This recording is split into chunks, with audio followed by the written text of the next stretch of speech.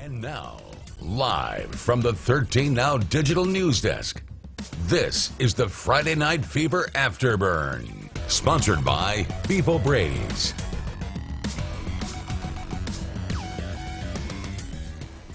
Hey everybody, welcome to Friday Night Fever Afterburn, the show where we break down everything that just happened on our show, Friday Night Fever on News 13. Sam, week 3 of the season brought so many amazing games and matchups. I just can't wait to get into it and dig deeper into what we just saw tonight. Tonight was a lot of fun. Like we said, a lot of blowouts in the first couple of weeks. There were a couple of games that weren't close tonight, but overall, a lot of good contests. Oh, yeah. Let's go into the scores because I know that's what everybody comes to this show to see. So, game of the week, Bozeman and Chipley. What an amazing game, Sam. You were there. We're going to talk about that a little bit in depth after we do some of these scores and everything. But Chipley, 26-20 over Bozeman tonight. Again, what a great game over there at Chipley. North Bay Haven Monroe, pretty much a tough contest for North Bay Haven. Monroe, really good this year. I think they're even undefeated. We've talked about them before. They played in the Cottondale scrimmage, and they looked really, really good. Just very high-powered offense there.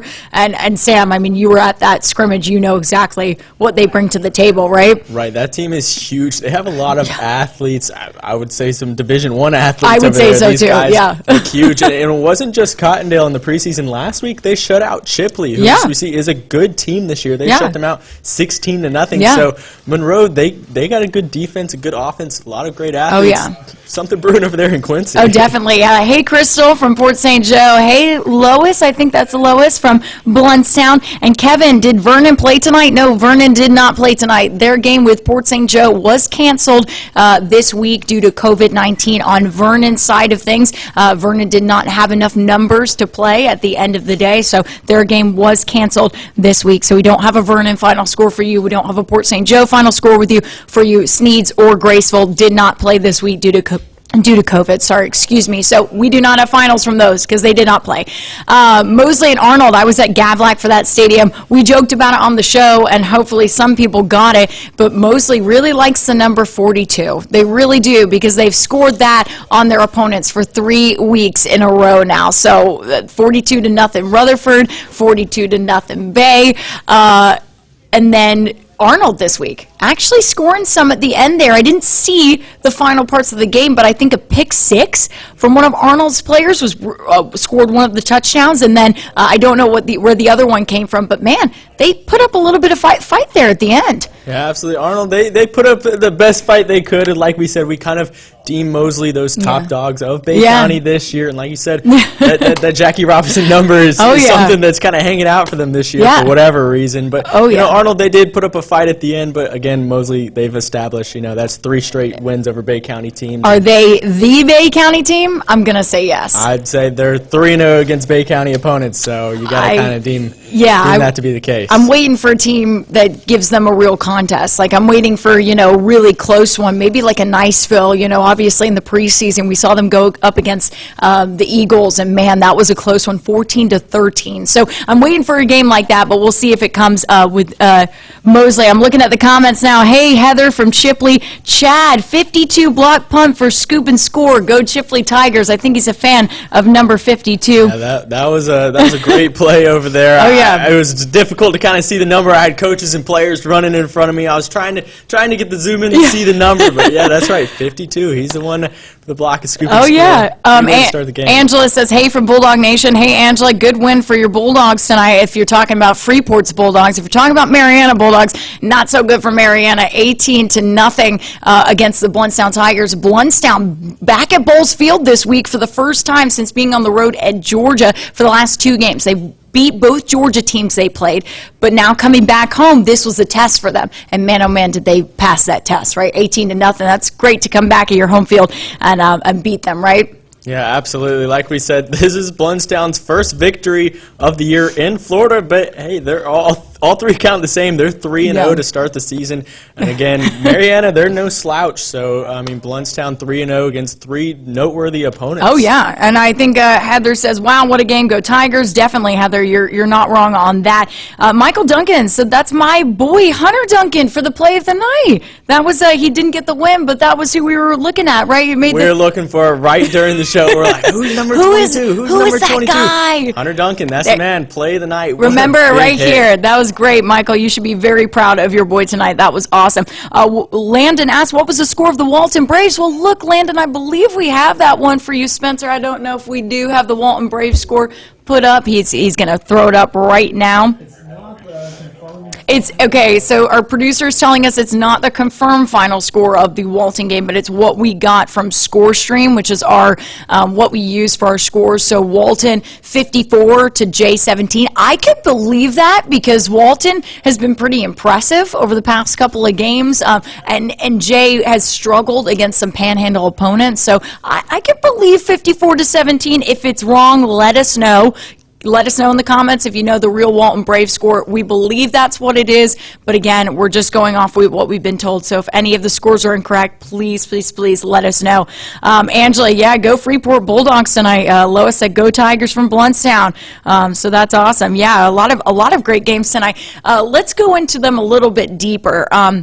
Let's talk about you want to talk about the game of the night? You want to go? We have a lot of Tigers fans on here. This is probably the first time in the 3 weeks where our game of the night was truly probably the game of the night. I mean, like you said, it started off early. We got the backflip. Still trying to see that number. I know. I'm trying got the jersey I need to know who did the backflip. Somebody tell me who did the backflip. I think that's what started them off. It was a good start, too, because they start off with 2 quick touchdowns. Of course, you know, this block punt here, as we were just told, 52 with the block punt. And, I mean, this just right off the bat, Chipley puts Bozeman in a hole that, you know, you're not sure if they're going to come back, but then, you know, Peyton Gay, that sophomore, he stays poised and gets his offense down the field, and just like that, you know, this big hit here by the running back / DB and Alsethany McGee, that was just a fun one. Man, he is such a player. He's an athlete. Like I said, committed to Marshall. This is his first year playing back at Chipley. He grew up here, transferred out, and now he's back and making a big difference over here. But,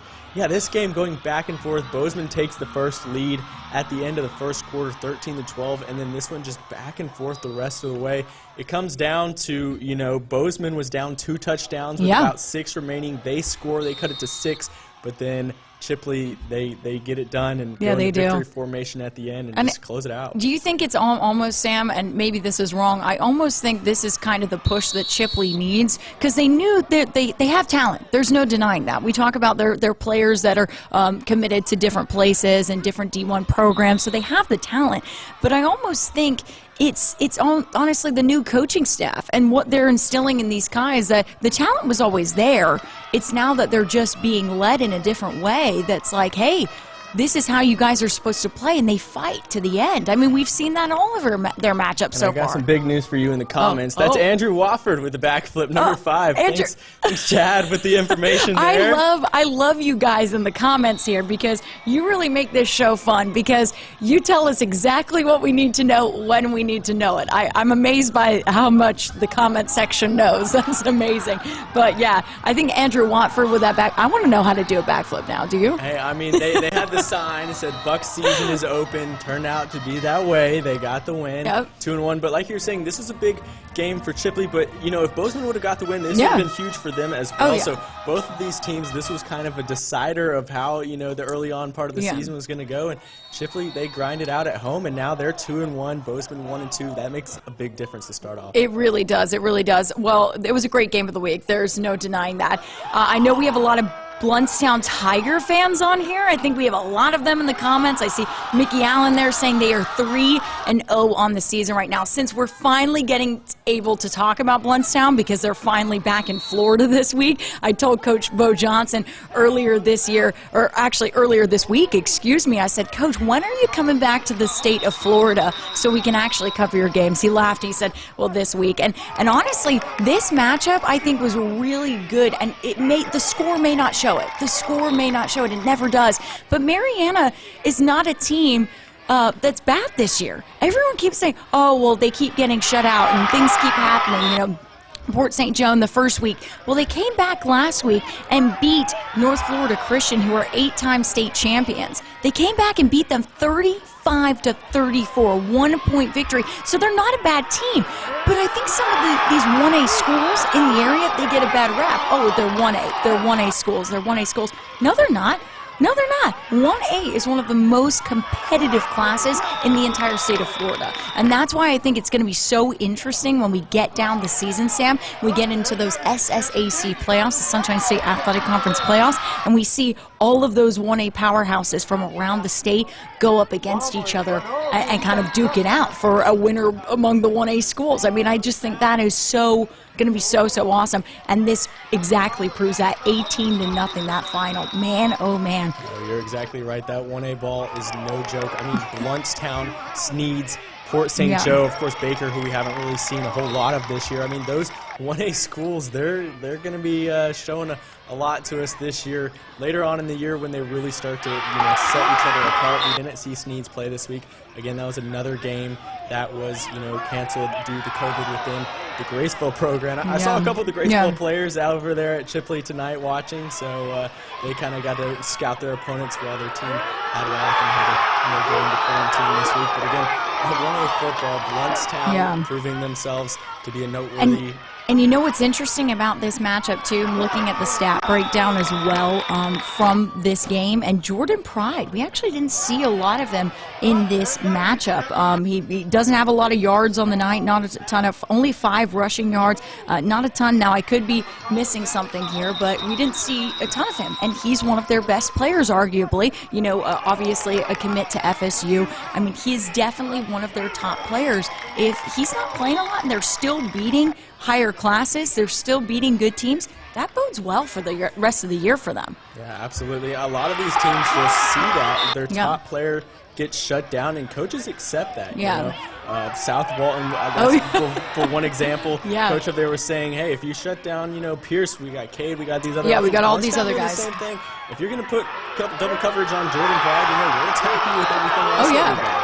Weapons and they're good. They really are, and you brought up a great thing. South Walton was off this week. For anyone who is Seahawks fans out there, South Walton was off this week, and Bay was off this week. And I do want to mention really quickly, our prayers go out to Will Smiley, their quarterback, because we have heard he is done for the year this season with an injury. So our hearts really do go out to him as well tonight, because man, oh man, we were excited for the season, especially with him, seeing what he would do this year with the Tornadoes.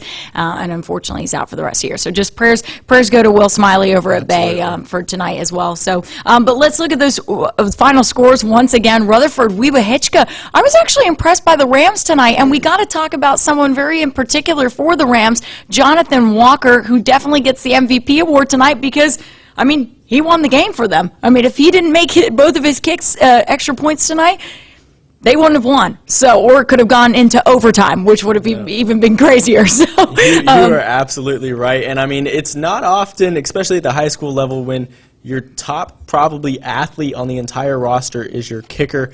And that's certainly the case of Jonathan Walker. And it's not just, on Rutherford. He could be one of the top athletes on any school here in the Panhandle. And I mean, as we've been seeing in opening week of college and pro football, some of these teams and pro teams could use a guy like Jonathan. Hold on. If I'm making a Panhandle draft, all right, if I'm making a Panhandle draft, you would have to fight me to get Jonathan Walker, because he would be he might be the third person I draft, because my goodness, he would be getting points for me and making sure that I don't miss any Maybe if he was on the Cowboys last night, there's a different outcome in that game. You are right, Sam. I think they should have had Jonathan Walker on their side last night. Yeah, we're looking at this Rutherford-Weewahitchka matchup. Man, I really did like how the Rams looked tonight, but Weewahitchka, they have a really good Gator squad. I mean, Bobby Johnson, his team over there, they have a lot of talent on their team, and Alex Williams and all of those guys over for the Gators there, and I really honestly think we're going to see good things out of them. I just think they've had a couple of rough matchups where they get down to these really intense situations, right? They get down to the final moments, the final thing, and they just can't clinch it right at the end there, And I think that's something that they're just going to have to find out. You know, I mean, right? They just got to find out their identity as the season goes on because they have the talent. They can do it. They've just, you know, had a little rough patch. I completely agree. And then on the other side, you know, Rutherford, they've only played 2 games now because they had last week off. Yeah. And so, you know, they had a rough start with Mosley week 1. But, I mean, 1-1, I mean, you can't really ask for much better from that squad. You know, Coach Tillman over there, like I said, a lot of youth on that team. They got a lot of size, but a lot of youth. And, you know, 1-1 to start the year. Yeah. We will history. Not a bad opponent. Not a bad opponent either. That's the thing. I mean, it really is a team I think that we should keep an eye on and watch, especially see what Jonathan Walker does for them in those close game scenarios. I think it's going to come down to him. And when it comes down to your best player, how can you be mad about that? I mean, he's a Tom Brady with the leg. With the leg. At the high school level. At the high school level, yeah. LaToya Bell, thanks so much. We love Friday Night Fever Afterburn as well. Long ride home from Jay to Walton, and you still get score updates. You're right, LaToya. That's why we do this show. So we're going to give you a final look at those scores. Actually, no, we have something unique for you this week. Week 4 games. Can we go into those Week 4 games, Spencer? Our awesome and awesome producer, awesome producer, I'm going to say it twice, Spencer, has the Week 4 matchups for us. So if you're wondering who your team takes on next week, look no further. We have it for you on Friday Night Fever Afterburn. Arnold takes on West Florida next week, so they're going to actually head out of the Panhandle for this matchup. So that should be interesting to see how the Marlins do against a kind of opponent that's not really in this area. So we've only seen them up against area teams. Now we're going to see them with someone else. Lincoln and Mosley. This could be the matchup we're looking for. I'm not sure what Lincoln's record is this year, but going up against a Tallahassee squad, I mean, that's going to be a good challenge for them. I think to get out of this area, to go, you know, to face a team that's from Tallahassee where, you know, there's a lot of competitive football teams in Tallahassee. So I think that'll be a good game for them. Cottondale takes on Bozeman. Weewahitchka taking on Port St. Joe. Man, that's going to be a great game there. I think the Gators and the Sharks are going to make that one real good. That'll be a fun one, and we'll kind of get to see, you know, if Port St. Joe with a week off, if they come back rusty, or if they come back with a fire. But, you know, the Gators and the Sharks, that is always a good one. Yeah, South Walton dips their toe into the 1A scene there, taking on the Baker Gators. I think that will be a good matchup, too, even though it's a difference in classes there. I mean, Baker's a fabulous team. So I think that will be a really good matchup. And a test for the Seahawks, too. You know, hey, it's a 1A opponent, but they're a talented 1A opponent. Right. Walton takes on McClay. Shipley will take on Vernon, and that's barring if any COVID issues. I haven't heard anything from Vernon's side of things on I haven't heard anything from Vernon's side of things on how they're dealing with COVID, but I'm sure we'll get an update next week on that matchup. But that is what their next game is set to be. Bluntstown takes on Freeport. I am so excited about this one. That is a good one. That is 3-0 versus 3-0. Exactly. Somebody's got to come away with a loss next week. And, you know, so far the Bulldogs, they've just been showing that explosive offense. You know, Ashton Nunes. Yeah, Ashton Nunes. Nunes. Apologize to any Bulldogs. Nunes.